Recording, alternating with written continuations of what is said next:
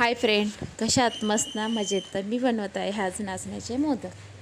तर चला बघूया. मी त्याच्यासाठी घेतलेलं आहे 1 वाटी पाणी, 1 वाटी दूध आणि 2 वाट्या मी नाचण्याचं पीठ घेतलेलं आहे. तर असं मी पाणी आणि दूध एकत्र करून उकळून घेतलेलं आहे. त्या उकळत्या पाण्यामध्ये मी 2 वाट्या नाचण्याचं पीठ घालणार आहे आणि मस्तपैकी असं मिक्स करून घेणार आहे. तर आपलं हे मिक्स झाल्यानंतर आपण 2 मिनटासाठी झाकून ठेवायचं आहे आणि गॅस बंद करायचं आहे. त्याच्यानंतर आपण खाली उतरून पीठ असं मस्तपैकी मळून घ्यायचं आहे.